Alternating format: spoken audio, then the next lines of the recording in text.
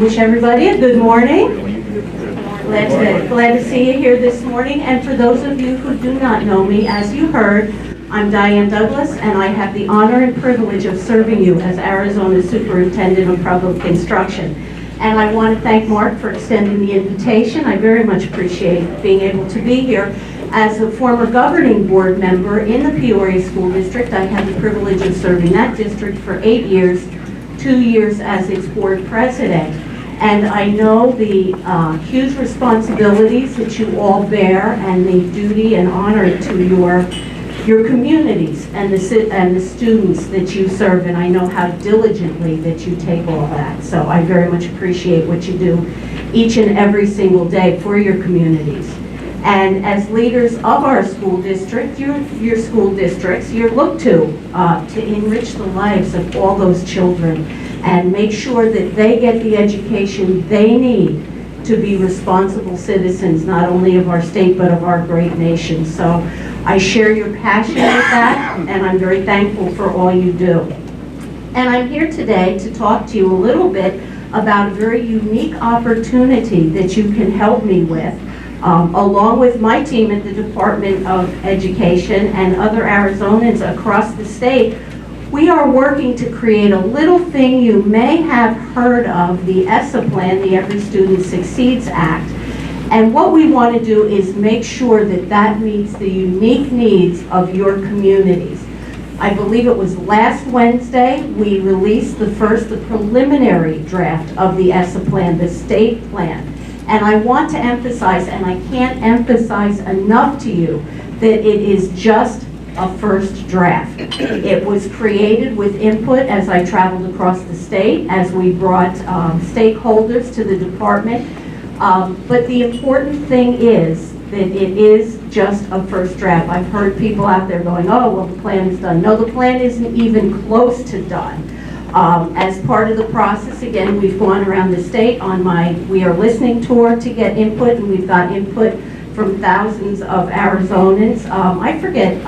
Charles would know, but the federal government's target is, I don't know, some like 10,000 comments or whatever, and we far exceeded that in Arizona. There's one thing they don't have to tell me to do is how to engage our community, because I believe that our education system belongs to our citizens, and we can't possibly get the system we need without engaging them and talking about it. So I wanted to share with you some of the members that have come in, to some of the organizations that have come in to meet with the department one-on-one so we can get their input in the plan. Obviously, ASA was at the table, and your executive team was in the department to talk to us and share with us. We've reached out to the Arizona School Board Association, the Arizona School Counselors Association, obviously the State Board of Ed, the Governor's Office, the Board of Regents, the Rural School Association. You know, as I love to share with people as I go around the state, is my realization of the very different needs that we have all throughout Arizona, how very different we are, whether we're urban Arizona or rural Arizona. I often tell people, I'm from back east, if you can't tell by my voice, a long time ago, but nonetheless the East Coast. And any of you who are from the East Coast, you know, if you travel 5 hours in any direction, you've gone through at least 2, if not 3, 4, or 5 states. And here we drive 5 hours, and holy cow, we're still in Arizona. So we got a good look on the listening tour of how very different the needs are in rural Arizona versus what we have in this metropolitan area. And we need to make sure that our state plan takes all that into account. So you'll notice one thing as you review the plan, that it is a very high-level document, and I'll share with you why. I had the opportunity in April to be back in Washington with the CCSSO, the Council of Chief State School Officers, and we had the opportunity to meet with the congressional delegation, some of the Congress people that were very involved with getting the ESSA plan through. And it kind of depended who you listened to. On one hand, what we heard as state leaders was that This is returning control to the states because we know best how to educate our children, and I believe we absolutely do. That's why education is left to the states in our Constitution. But if you listen to the other hand, the message was kind of, well, we have to get the rules and regulations in order so you don't get too far out of control. Well, we want flexibility for Arizonans. We want a plan that meets the needs of Arizonans, because just like we can't know in urban Arizona exactly what the rurals need and how you best face your issues. Washington doesn't know what we need either. So we need to make sure we have the flexibility. We need to make sure that if we get a year or two into a plan and it's not quite working the way we think it is, we have the flexibility within that plan to do what's right for our students here in Arizona. So we will go through many revisions of this plan. I will be out again with the Arizona Kids Can't Wait, and we're going to make sure that we hear from all of our communities as we work through the high-level plan, the ESSA plan. Then we will use the Arizona Kids Can't Wait plan for more comprehensive direction to our district, so our school boards can look at options and make decisions for their community, how best that they will be served. We have a website to view the draft plan for you, and that is www.azed.gov/ESSA. And you're absolutely welcome, invited to give your feedback, your thoughts, your concerns, your suggestions, whatever you have, and we will continue to update that plan. The comments we receive between now, the release of the draft plan, and October 1st, will go into a second draft of the plan, and that will be released in mid-October. And then we will accumulate more input if there's any other concerns, questions, suggestions, whatever the case may be.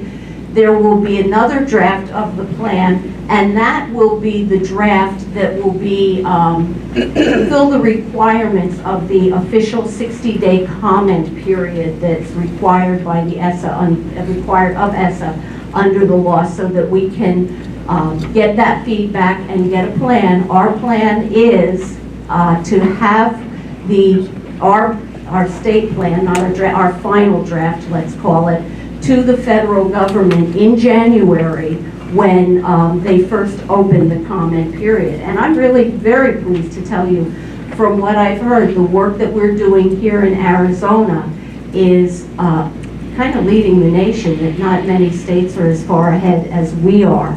And once again, it's because our direction is the law that Congress passed, and how do we implement that in the best interest of Arizona children.